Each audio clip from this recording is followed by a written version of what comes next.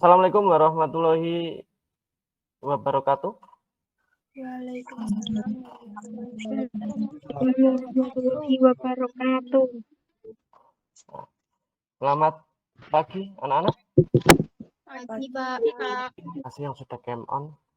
Resita, Dina, Arvika, ya, Garda, dan lain sebagainya. Oke.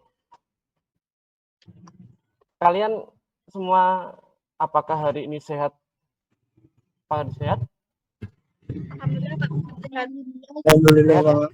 Sebelum kita mempelajari banyak hal, tentu tidak lepas harus kita tentunya berdoa bersama-sama.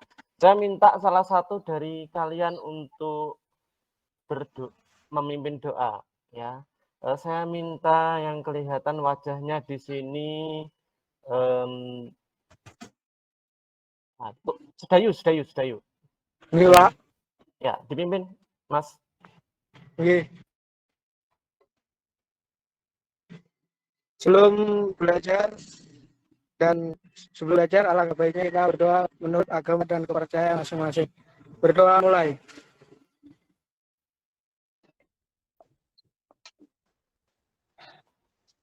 Berdoa selesai.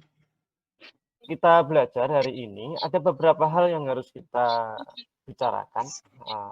Apa saja yang harus kita bicarakan? Di antaranya adalah kita itu mau belajar apa toh sebetulnya, kan gitu. Nah, materi kita hari ini itu adalah kemunculan nasionalisme, ya, kemunculan nasionalisme. Ada yang tahu apa itu nasionalisme? Gun Laila. Satu, sikap politik dari masyarakat bangsa yang mempunyai kesamaan kebudayaan dan wilayah serta kesamaan cita-cita dan tujuan. Gun Laila mengatakan ada kesamaan cita-cita, ada kesamaan ras. Nah, seperti itu kita akan bahas nanti di situ. Nah, menimbulkan pertanyaan juga karena wajahnya Mas Sedayu sama wajahnya saya, wajahnya Anggun Laila ini tampaknya beda-beda. Nyatanya kita juga dikatakan satu bangsa atau satu nasionalisme. Ya, kita coba lihat materi kita yang akan kita pelajari hari ini. Ada munculnya nasionalisme dan kebangsaan pada awal pergerakan nasional, ya. Nah, terus kemudian di situ ada materi pokoknya yang akan kita bahas. Salah satunya adalah faktor-faktor ekstern yang mempengaruhi kemunculan nasionalisme di Indonesia. Ada faktor intern yang mempengaruhi kemunculan nasionalisme di Indonesia, peran pendidikan dan dalam kemunculan nasionalisme di Indonesia, dan peran pers, ya. Tentunya tujuan apa yang menjadi tujuan pembelajaran kita, ya tentunya akan sama dengan apa yang kalian akan bahas, yaitu salah satunya adalah menganalisis faktor ekstern dan lain sebagainya yang sudah muncul dalam PowerPoint kalian. Ya, saya akan memperlihatkan sedikit mengenai sebuah video. Silakan kalian perhatikan. Apakah betul nasionalisme kita itu seperti yang dikatakan Mbak Anggun tadi, ya? Anggun. Nah, ini ada video. Ini cukup menarik videonya. Bisa terlihat, ya? Cobalah perhatikan orang-orang berikut. Tentunya akan masuk akal, bukan, bahwa mereka dianggap sebagai bagian dari satu bangsa atau mungkin keluarga yang sama. Bagaimana tidak, mereka memiliki paras yang mirip, budaya dan bahasa yang berhubungan, serta nenek moyang yang serupa. Sayangnya, alih-alih mengenal satu sama lain, mereka justru tidak menganggap dirinya memiliki identitas dan warga negara yang serupa.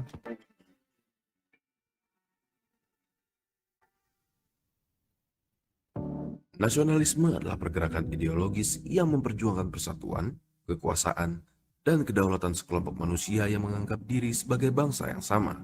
Bangsa atau nation yang menjadi objek perjuangan para nasionalis adalah sebuah perkumpulan manusia yang mengidentifikasikan diri sebagai kelompok eksklusif di mana tiap anggotanya menganut paham, norma, dan sejarah yang sama dan menetap dalam sebuah wilayah yang permanen dan menjunjung tatanan hukum dan budaya publik yang serupa.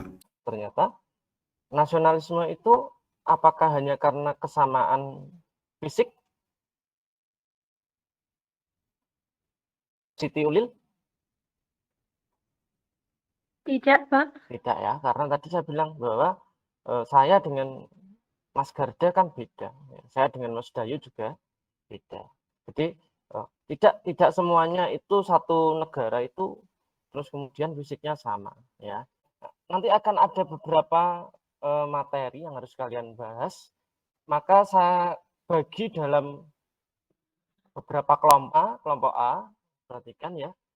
Kelompok A itu adalah membahas pertanyaan mengapa dianggap jadi kemenangan Jepang ini atas Rusia ini luar biasa. Nah, mengapa dianggap mempengaruhi kemunculan nasionalisme di Indonesia? Jadi, kenapa kok Jepang itu malah kemudian dianggap mempengaruhi kemunculan nasionalisme di Indonesia? Terus yang kedua, kelompok B, faktor intern apa sajakah yang mempengaruhi munculnya nasionalisme di Indonesia? Jadi, di kemunculan nasionalisme kita itu dipengaruhi dua faktor, yaitu intern dan ekstern. Nah, yang intern itu apa saja? Ini tugasnya kelompok B. Kelompok C, tugasnya adalah bagaimana peran pendidikan pada masa politik etis mampu mempengaruhi kemunculan nasionalisme di Indonesia. Jadi, kita kan orang-orang yang berpendidikan. Makanya, bagaimana tuh peran pendidikan mampu mempengaruhi kemunculan nasionalisme di Indonesia? Yang keempat, bagaimana pengaruh pers masa kolonial terhadap munculnya nasionalisme di Indonesia. Ini materi yang harus kita pelajari bersama-sama. Untuk mempelajari ini, maka saya minta kalian untuk masuk ke dalam breakout room yang sudah ada di chat, sini di samping kalian.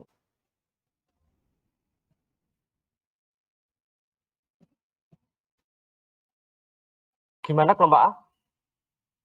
Sudah ketemu jawabannya?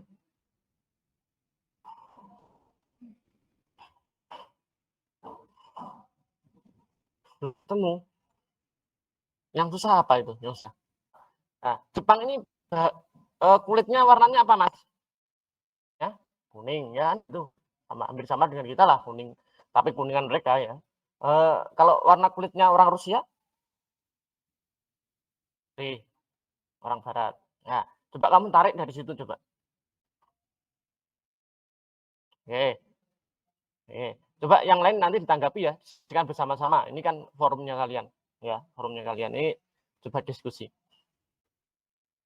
Kelompok A. Halo. Saya tunggu di room.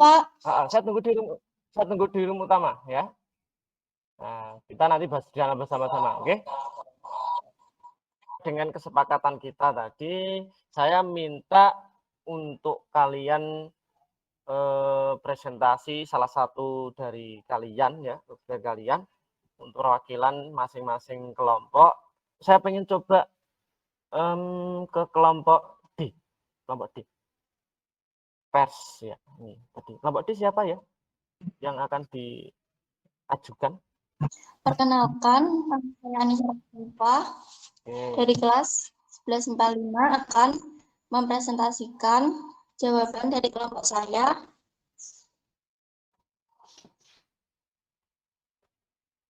Pengaruh pers pada masa kolonial terhadap munculnya nasionalisme di Indonesia. Jawabannya, tumbuhnya semangat dan kesadaran nasionalisme pada waktu itu adalah bahasa yang tertulis pada media cetak. Melalui pers, komunikasi dan penyebaran informasi lebih bebas, terbuka, dan dapat diakses oleh siapapun tanpa membedakan golongan dan kedudukan sosial ekonominya. Pers juga menyajikan berbagai informasi kepada masyarakat, misalnya politik, kesehatan, ekonomi, lingkungan sosial, dan budaya. Pers menyampaikan informasi bisa melalui tulisan, lisan, maupun siaran langsung yang netral, tepat, dan benar, dan akurat, sehingga masyarakat dapat memperoleh informasi yang harus diketahui. Terima kasih. Nah, ya, ini singkat, padat, jelas, dan berisi. Oke, kita simpulkan bersama-sama ya. Jadi salah satu faktor intoleran diantaranya adalah pendidikan, ya munculnya pendidikan di politik etis, munculnya pers yang luar biasa, terus kemudian juga kesengsaraan. Ingat, sengsara itu tidak enak dan itu akan menimbulkan pemberontakan dan lain sebagainya ya. Sedangkan peran pendidikan luar biasa ya tadi ya disampaikan bahwa pendidikan ini mampu merubah nasionalisme karena nasion ini tampaknya muncul dari bangsa asing yang kita pelajari. Ya walaupun ada sebetulnya nation itu di kita sendiri ada, cuma kita mempelajari itu dari bangsa asing dan itu didapat melalui pendidikan seperti apa namanya nanti ada Stovia, ada Austria dan lain sebagainya.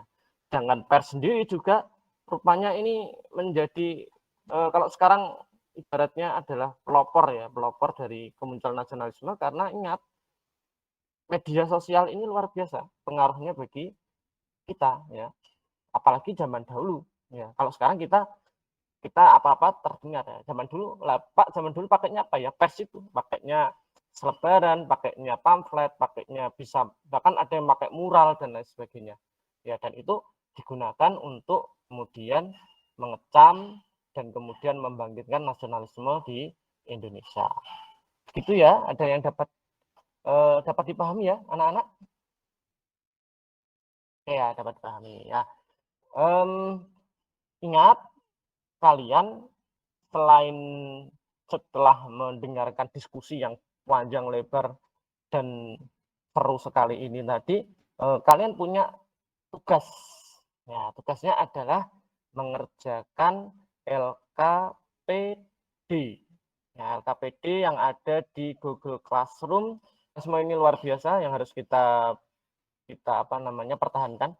Ya, kalau orang sekarang mengatakan NKRI harga mati, ya NKRI harga mati. Jadi kalau zaman dulu nasionalisme dibuktikan dengan berperang mengangkat senjata, maka kita tidak usah perang pakai senjata.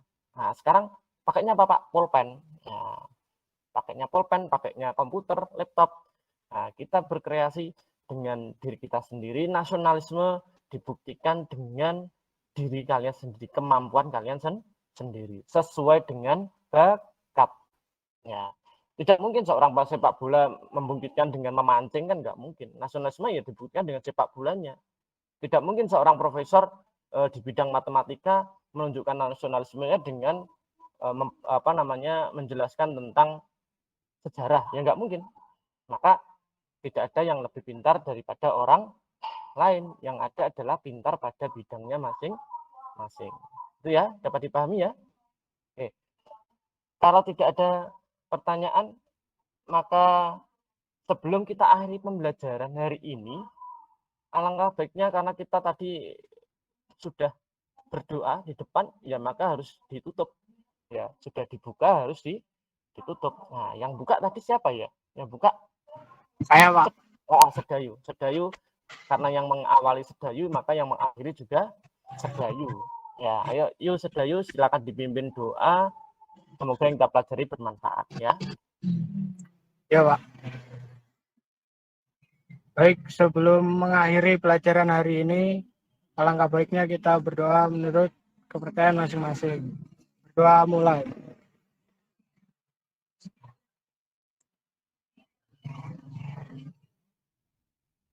Berdoa selesai. Ya. Oke, dengan ditutupnya tadi dengan doa tadi, maka saya harap kalian tetap menjaga kesehatan. Ingat, kesehatan itu mahal harganya, apalagi kalau kamu sedang sakit, itu akan terasa banget mahalnya ya. Jadi tetap jaga kesehatan, jaga protokol kesehatan, tetap pakai masker kalau keluar ya, keluar pakai masker, jangan lalai ya. Sekian dari saya.